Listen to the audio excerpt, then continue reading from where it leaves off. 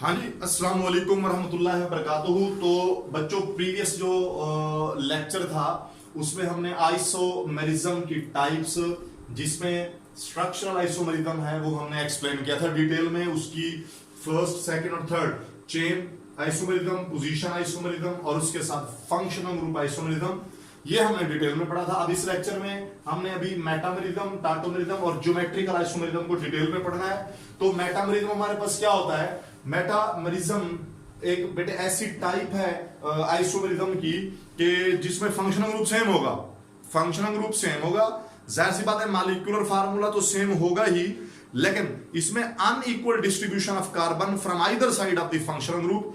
Unequal distribution of carbon का क्या मतलब है? देखिए, मिसाल के तौर पर मेरे पास एक 4 कार्बन कंटेनिंग जो है वो ईथर है, उसमें देखें उसका एक जो कंपाउंड बन रहा है वो इस तरह के ऑक्सीजन यहां है जो कि फंक्शनल ग्रुप है, 2 कार्बन इस साइड पे और 2 कार्बन इस साइड पे।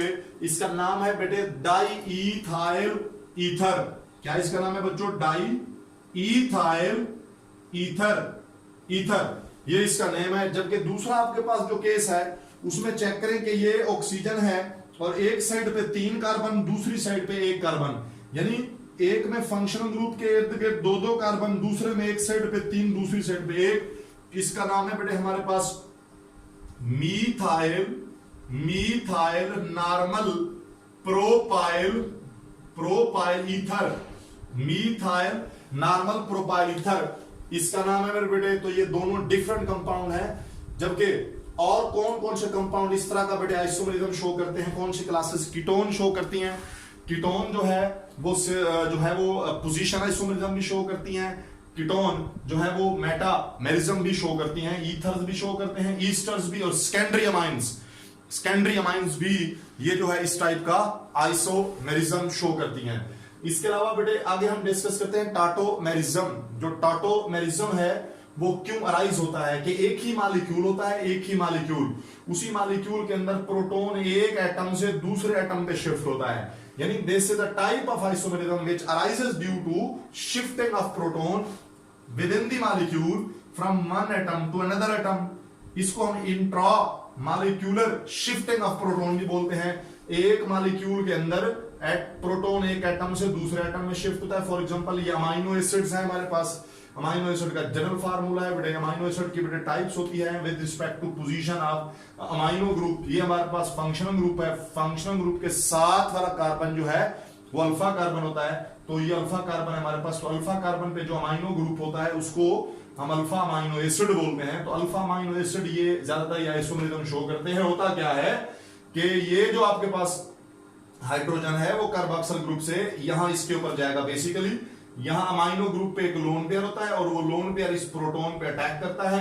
इस तरीके से हमारे पास ये NH3+ और इसके ऊपर पॉजिटिव चार्ज, इसको बेटे हम ज्विटराइन बोलते हैं। यहां नेगेटिव और यहां पॉजिटिव, इसको हम ज्विटराइन बोलते हैं। ज्यादातर जो अल्फा अमाइनो एसिड्स हैं वो इस फॉर्म में एग्जिस्ट करते हैं। और सारे जो नेचुरली अकरिंग अमाइनो एसिड्स हैं, हमें पता है टोटल अमाइनो एसिड जो नेचुरली अकरिंग है वो 20 हैं, 10 एसेंशियल हैं, 10 नॉन एसेंशियल, सारे अल्फा अमाइनो एसिड्स हैं। तो अल्फा अमाइनो एसिड ज्विटराइन की फॉर्म में एग्जिस्ट करते हैं। तो ये एक एमसीक्यू है बेटे कि which of the following class of compound, which of the following class of amino acid show tautomerism. तो ये फ्रीक्वेंटली बेटे ये वाले कंपाउंड जो है वो टाटोमेरिज्म शो करते हैं। टाटोमेरिज्म जो कौन से बेटे हैं? अल्फा अमाइनो एसिड्स, वो शो करते हैं टाटोमेरिज्म। रीजन उसकी बेटे ये है कि अल्फा अमाइनो एसिड में अमाइनो ग्रुप जो है वो कार्बोक्सिल के करीब होता है, तो शिफ्टिंग ऑफ प्रोटॉन जो है वो आसान हो जाती है, इजी। बीटा अमाइनो एसिड में डिस्टेंस और बढ़ता जाएगा क्योंकि बीटा अमाइनो एसिड में अमाइनो ग्रुप फिर उससे अगले कार्बन पे होगा, तो वो शिफ्टिंग मुश्किल हो जाएगी। इसके अलावा और मेरे बेटे जो इनोल है, इसको कहते हैं बेटे इनओल, इन डबल बॉन्ड ओल अल्कोहल। इनोल जो है और आल्डोफॉर्म, ये भी एक दूसरे के टाटोमर है। कैसे? देखें यहां CH2 डबल बॉन्ड C और नीचे OH है। ये OH में यहां से जो बॉन्ड है वो शिफ्ट होगा कार्बन ऑक्सीजन के दरमियान, यहां डबल बॉन्ड क्रिएट होगा, ये प्रोटॉन यहां माइग्रेट कर जाएगा, ये पाई बॉन्ड ऊपर शिफ्ट होगा। पाई बॉन्ड ऊपर शिफ्ट होने से यहां नेगेटिव चार्ज, ये वाला प्रोटॉन यहां पहुंचेगा, ये प्रोटॉन यहां पर। तो ये आपके पास देखें यहां H2 था तो ये H आ गया, CH2 था तो CH3 बन गया, डबल बॉन्ड सिंगल में कन्वर्ट हुआ, ये सिंगल बॉन्ड डबल में कन्वर्ट हो गया तो ये एल्डिहाइड।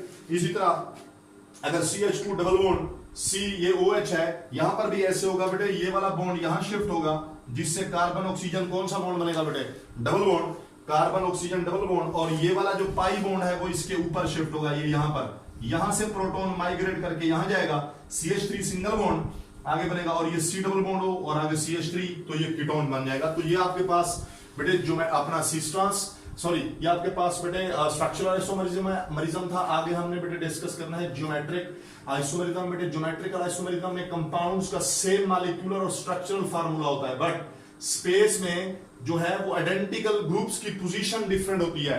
आइडेंटिकल ग्रुप स्पेशल जो है अरेंजमेंट कहते हैं, स्पेस में अरेंजमेंट, तो स्पेस में इनकी जो अरेंजमेंट है वो हमारे पास जरा डिफरेंट होती है। स्पेस में अरेंजमेंट कैसे, फॉर एग्जांपल देखें, अच्छा ये आइसोमेरिज्म अराइज क्यों करता है, ये क्यों ये कंपाउंड ये आइसोमेरिज्म शो करते हैं, इसको समझने के लिए आपको ये ध्यान रखना पड़ेगा कि क्योंकि जो डबल बॉन्ड जब आ जाए ना बेटे, दो कार्बन एटम जब डबल बॉन्ड से बेटे कनेक्टेड हो, तो एक उसमें पाई बॉन्ड होता है और एक उसमें होता है सिग्मा बॉन्ड।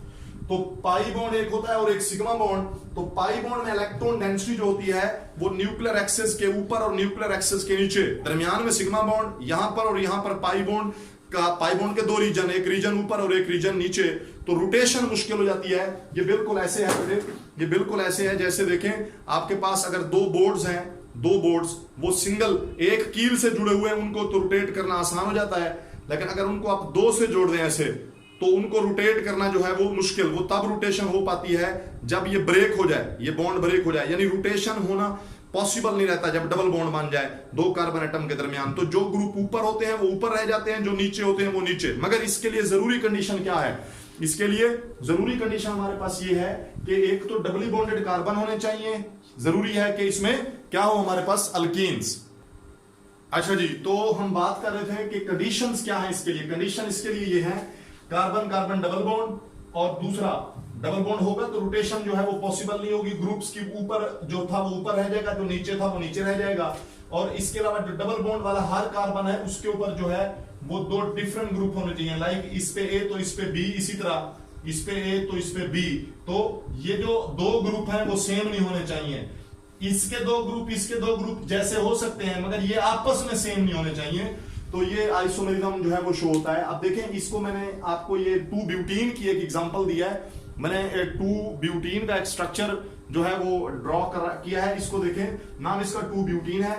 अब इसमें डबल बॉन्ड वाले कार्बन को लिखा है, ये मैंने डबल बॉन्ड वाला कार्बन लिखा, डबल बॉन्ड वाले कार्बन पे एक हाइड्रोजन है, ये देखें, ये ऊपर की तरफ अगर मैं लगा दूं और उस पे मिथाइल ग्रुप मैं नीचे लगा दूं, और अगले केस में क्या करूं कि ये मिथाइल जो है ये ऊपर लगा दूं, इसके ऊपर जो ये मिथाइल है ये ऊपर, और ये जो हाइड्रोजन है वो नीचे लगा दें, तो इस तरीके से आपके पास आइडेंटिकल ग्रुप जो है वो क्या है बेटे, अपोजिट साइड पे आ गए स्पेस में।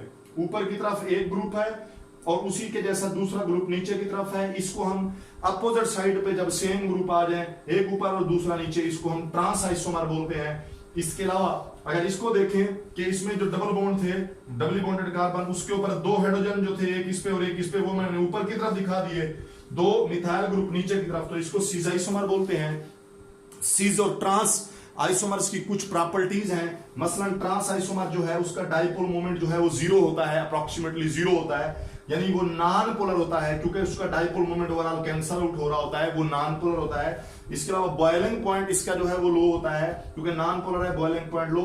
मगर क्योंकि दो बल्कि ग्रुप अपोजिट साइड पे, दो भारी ग्रुप अपोजिट साइड पे आ गए हैं, तो ये स्टेबल ज्यादा होता है, स्टेबल, और इसलिए इसका मेल्टिंग पॉइंट हाई होता है, इसकी क्रिस्टल स्टेबल बनती है, और ये स्टेबल होता है और लेस रिएक्टिव होता है। उसके अपोजिट देखें ट्रांस, एक तो डाइपोल मोमेंट नॉन जीरो होता है, नॉन जीरो बेटे उसका होता है जो नॉन जीरो बेटे उसका होता है जो रिएक्टिव हो, तो यानी पोलर हो, जो ये पोलर है बेटे, और पोलर है तो इसका अट्रैक्शन इसमें स्ट्रॉन्गर होगी, बॉइलिंग पॉइंट इसका बेटे हाई होगा, और इसके साथ साथ इसमें जो हमारे पास बॉइलिंग पॉइंट इसका हाई होगा और मेल्टिंग पॉइंट लो होगा। रिलेटिवली ये लेस स्टेबल है, ये इसलिए बच्चों लेस स्टेबल है क्योंकि ये पोलर है, partial positive partial negative charge है, इसके ऊपर बाहर से आने वाला कोई भी रीजन इस पे अटैक कर सकता है। कुछ एग्जांपल्स हैं बेटे, फॉर एग्जांपल अगर इस तरह का आपके पास कंपाउंड आ जाए जिसमें दो हेलोजन सेम साइड पे आ जाएं, तो ऊपर कोई सेम ग्रुप ना हो, दो हेलोजन सेम साइड पे आ जाएं, तो इसको सिस आइसोमर बोलते हैं। जबकि दो हेलोजन अगर अपोजिट साइड पे आ जाएं,